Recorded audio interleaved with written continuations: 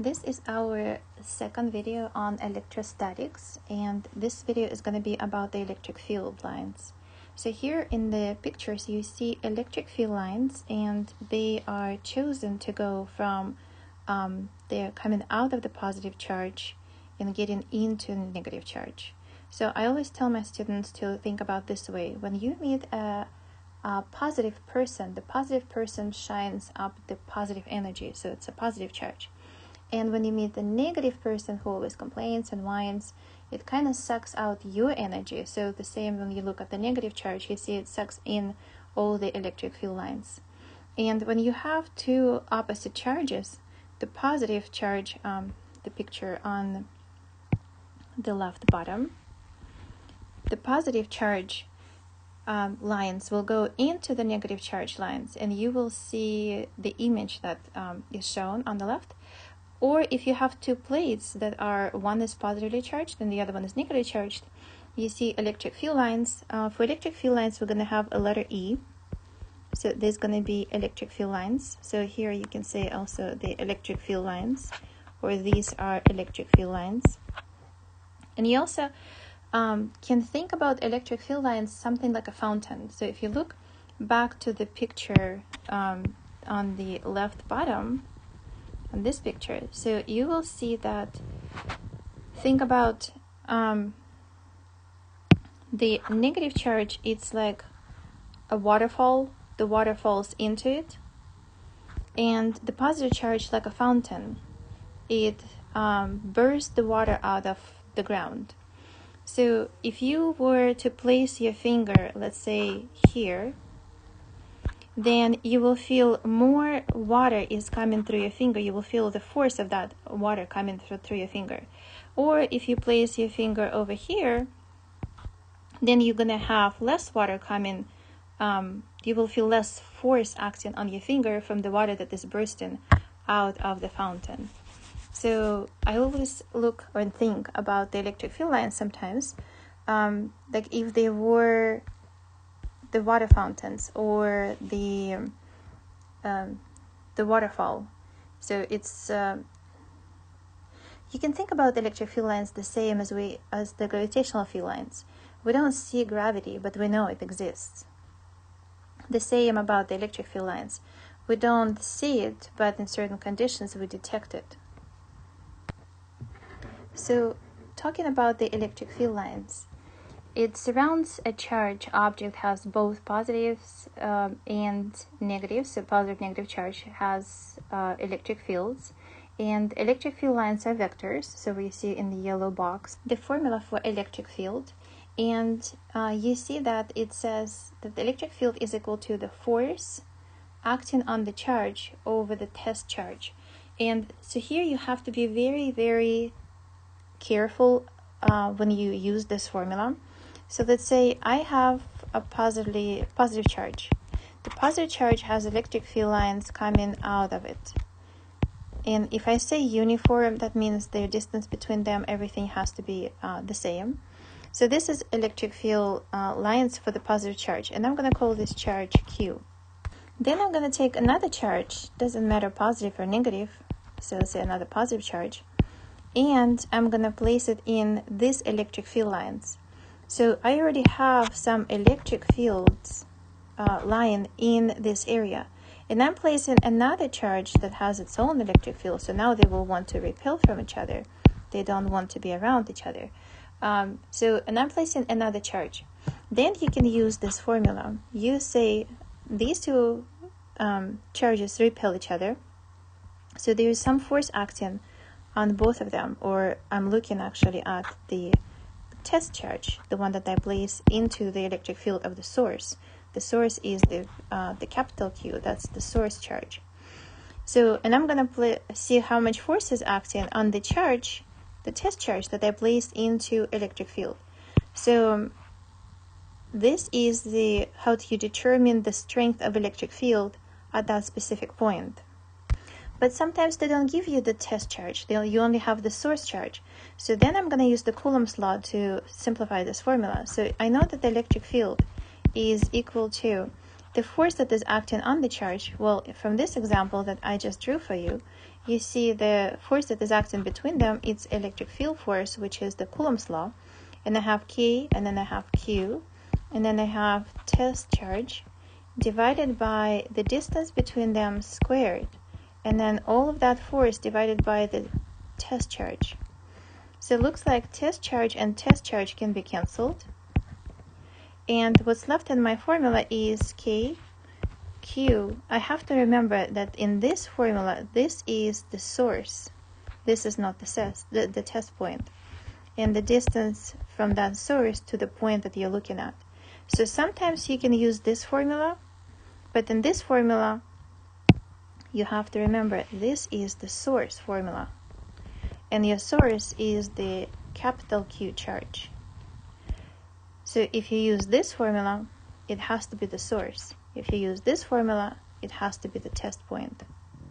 And the measurement of the electric field lines are going to be force is newtons and charge is coulombs. So electric field is measured in newtons per coulomb. Look at some problems and see if we can use the formulas that I just showed you to solve some questions. Determine the electric field at point P that is 2.2 10 to the negative 2 meters from the center of the negative point charge 1.7 10 to the negative 6 coulombs. So I'm going to write down what is given. So I know that the distance is 0.022 meters, and the it is located, point P is located at this distance from the charge that is given is the source charge, and that is 1.7 10 to the negative 6 coulombs. So if this is the information that is given and I have to determine electric field, I know for source electric field I have the formula, which is K, Q of the source, the distance squared.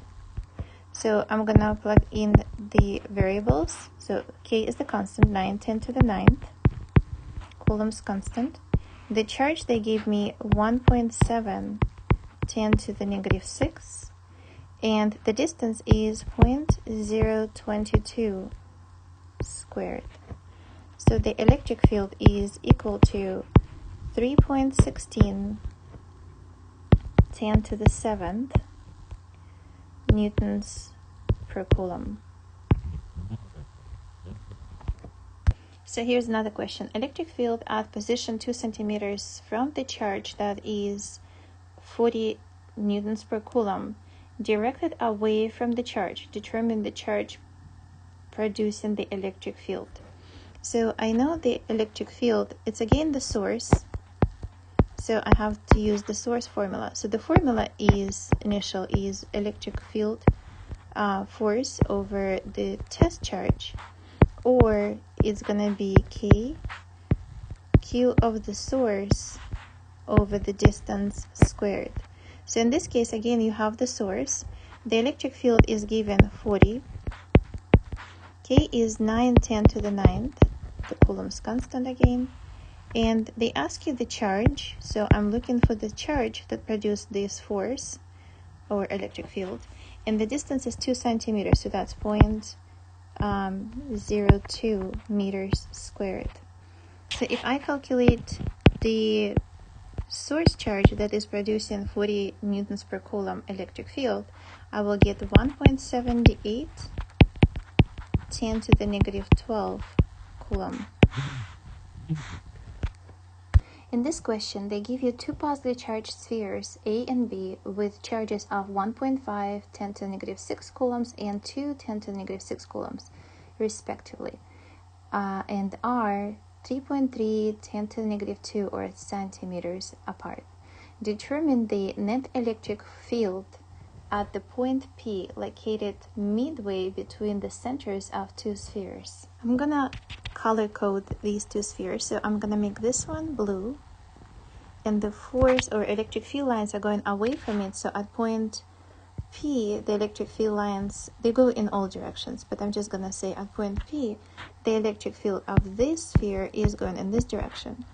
And I'm gonna color code this one in green.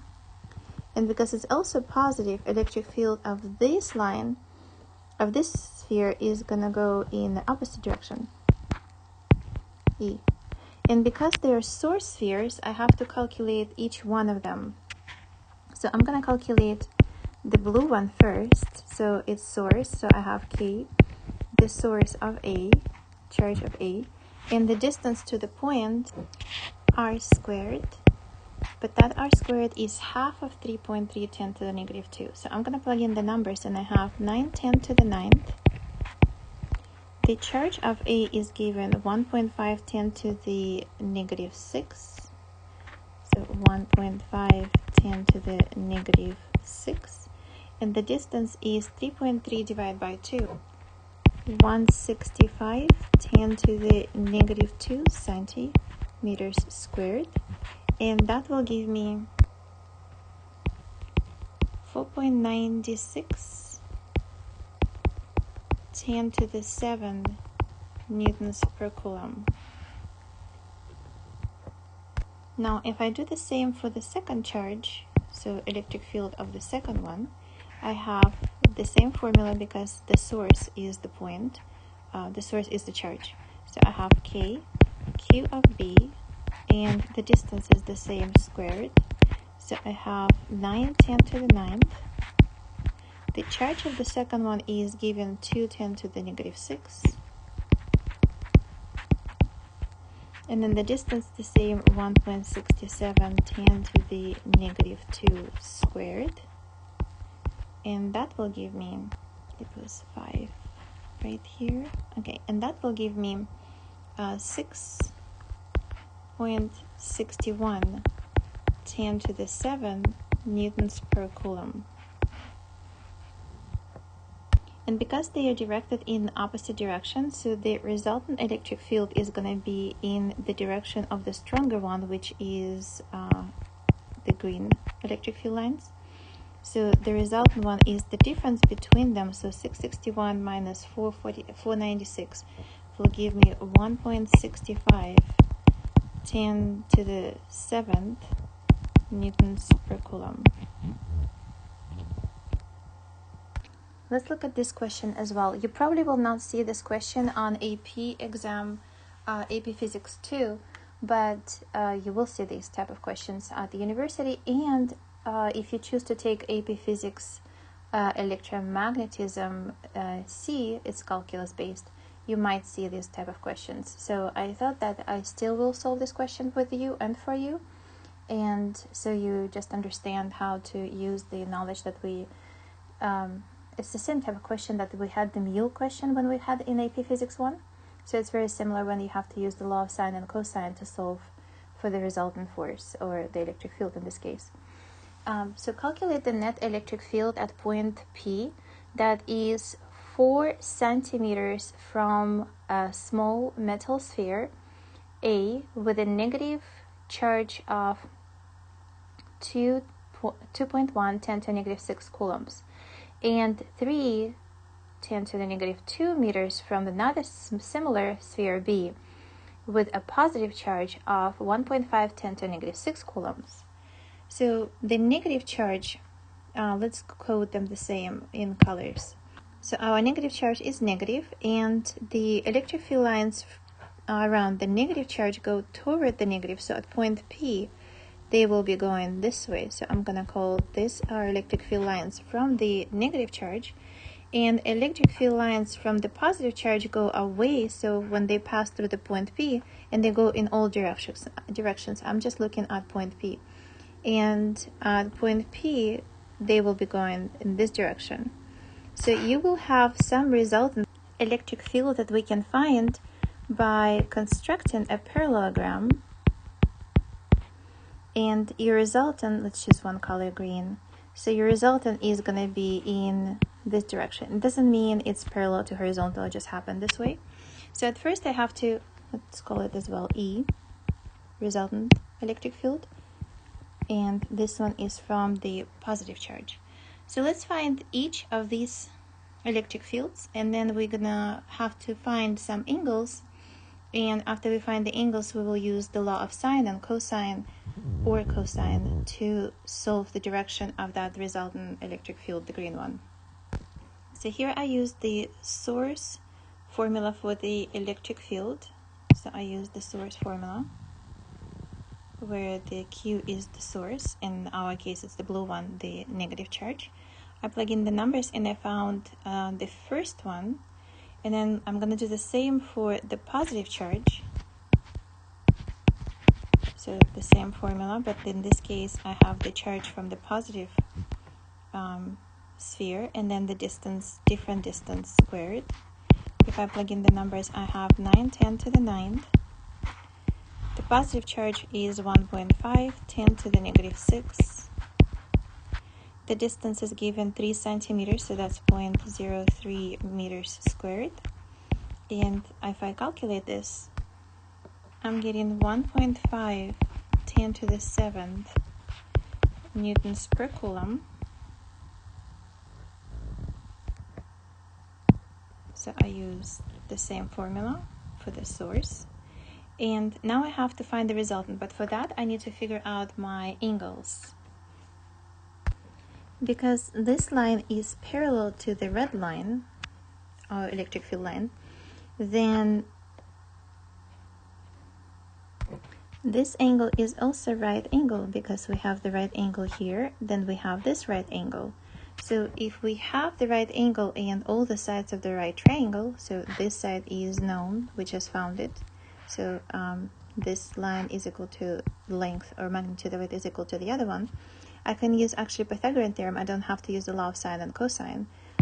So if I use the Pythagorean theorem, I have E is equal to the square root of, for the blue one, we have 1.125, 10 to the 7 squared.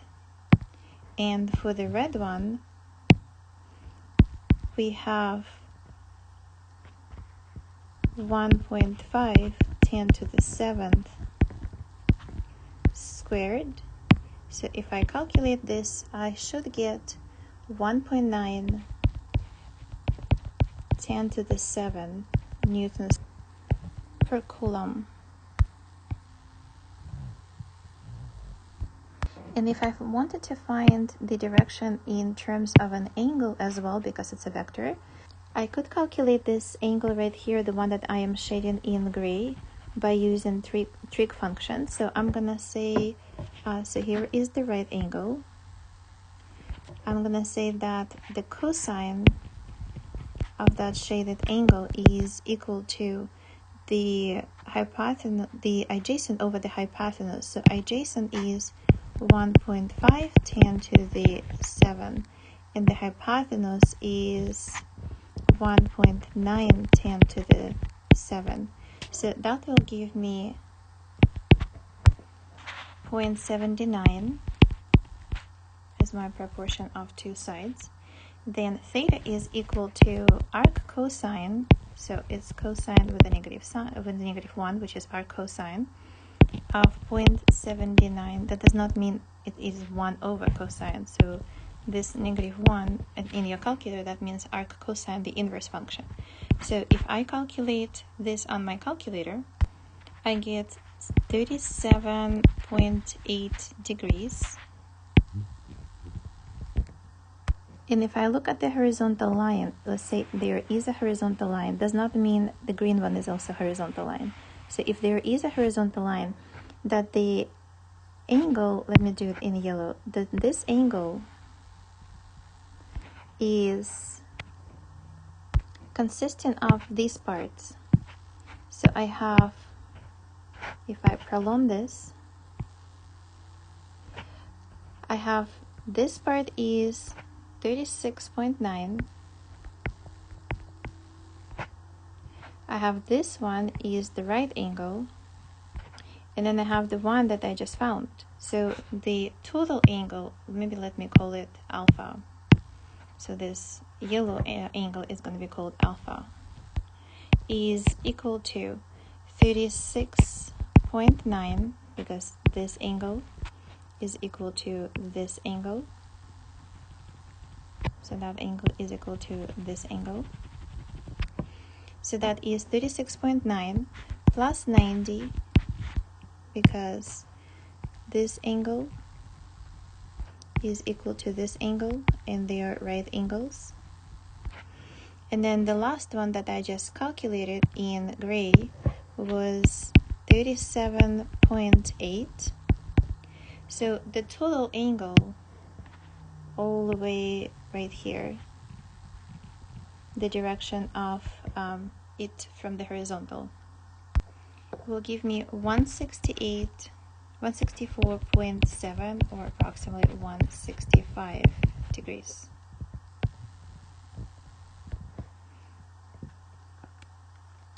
So the answer for the net electric field would be, it is equal to 1.9 10 to the 7 newtons per coulomb, and at 165 degrees as the direction.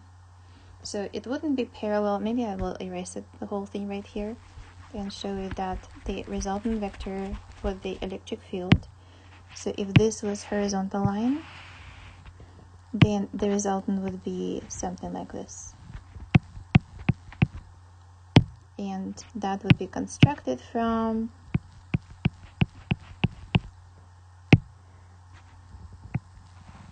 this vector,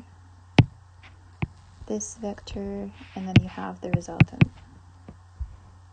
These type of questions are more like multiple choice questions on AP exam that I have seen in the past. So they say a dipole is formed by 2-point charges, each magnitude of 4 nanocoulombs, nano means 10 to the negative 9, separated by the distance of 6 centimeters. What is the strength of the electric field at the point midway between them? I'm going to use the green color to put the point in between them, and then at this point in between them, you will have electric field from the positive charge, and you would have the electric field from the negative charge. So I have to calculate both of them. So electric field from the positive charge, again, I'm going to use the formula for the source. So it's the charge of the positive one, and then the distance squared. That will give me, I get 4 10 to the 4th newtons per coulomb. And then if I calculate the one from the green, from the negative charge, so electric field from the negative charge, the same formula, the same charge, the same distance, will also give me 4 10 to the 4th newtons per coulomb. So the resultant is going to be the sum of both of them. So I'm going to redraw it right here. So if you take the point P, so here is the point P right in between them. So if you take that point and you have the positive charge acting this way, the negative charge acting this way, so the resultant is going to be the sum of them. So the resultant is going to be the sum of them. And that will be equal to 8 10 to the 4th newtons per coulomb. Here is a famous question that I have seen in different AP exams in the past. So it's called the Milliken oil drop experiment, where Robert Milliken in 1909, I believe, made this experiment, or sometimes around that time, made this experiment where he had the oil droplets dropped in a chamber, and he used the electrons to charge the shooting gun with the electrons to charge the oil droplets, and the ones that would slow down or reach the terminal velocity, stopped accelerating when they were falling down, he used the information to calculate the charge of the electron. But let's look at this example that says that a positive charge is distributed uniformly over a large horizontal plate, which then acts as a source of a vertical electric field. So electric field, because the charge is positive, electric field lines are going to be directed upward. An object of mass 5 grams is placed at a distance of 2 centimeters above the plate. If the strength of electric field at this location is 10 to the 6 newtons per coulomb, how much charge would the object need to have in order for the electrical repulsion to balance the gravitational pull? So if you look at the charge, which is red in the picture, there are forces acting on that charge. It's the electric field force, and it is the force of gravity. So the force of gravity is equal to mg, and they give you this information. It is 5-gram object, or maybe oil drop. It is 2 centimeters above the plate, and the strength of electric field is given. So I have to, because it's in equilibrium, it reaches equilibrium, it's not accelerating, then or balanced, I can set that two forces equal to each other, or the net force is equal to 0. In other words, the electric field force must be equal to the force of gravity. In electric field force, from the formula of electric field, I have the force of electric field acting on the charge, and this is the test charge, because the charge that is placed inside of electric field of the plate is the test point. So let's call it point P. So that is the test point. So if I solve this equation for the electric field force, then I get E times Q. So I'm going to plug this in instead of electric field. So I have E times Q must be equal to mg. So from here, I can solve for the charge of that test point, which is mg, 5 grams, so mass is 0.005, times the acceleration due to gravity, g, is 10, and divided by electric field, which is 10 to the 6, and that will give me 50 nanocoulombs. Nano stands for 10 to the negative 9. Before we finish with this video, I want to go over something that is also important. So we did touch this a little bit in AP Physics 1, but I know it was a while back for some of you. So I'm going to just go over it and review some of the important things that you need to know for AP Physics 2 as well. So the important part is that the voltage is commonly used as a short name for electric potential difference. So if you have two plates, so right here I have the positive plate and I have a negative plate, then there is a potential difference. The positive plate is going to be called high potential, and the negative plate is going to be called low potential. And the voltage is the potential difference by how much more electrons on one side compared to the other side.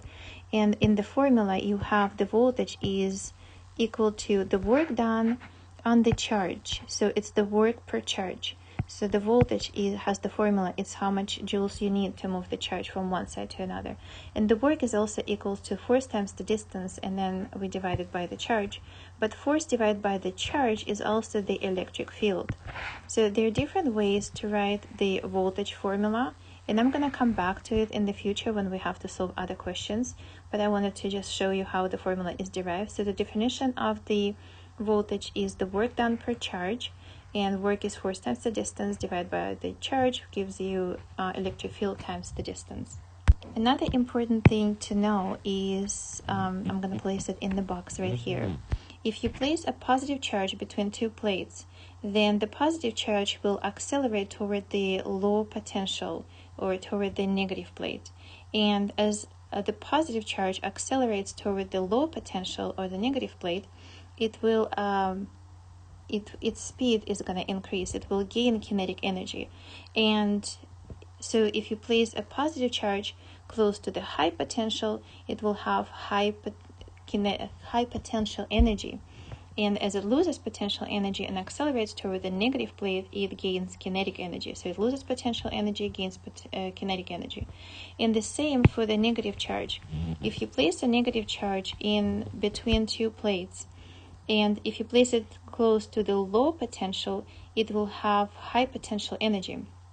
As it accelerates toward the high potential, or toward the positively charged plate, it will lose the potential energy and gain kinetic energy. So there's just wording that I want you to know and understand. And I'm going to conclude with this video at this point, and I'll see you in the next video. Thank you for watching this one.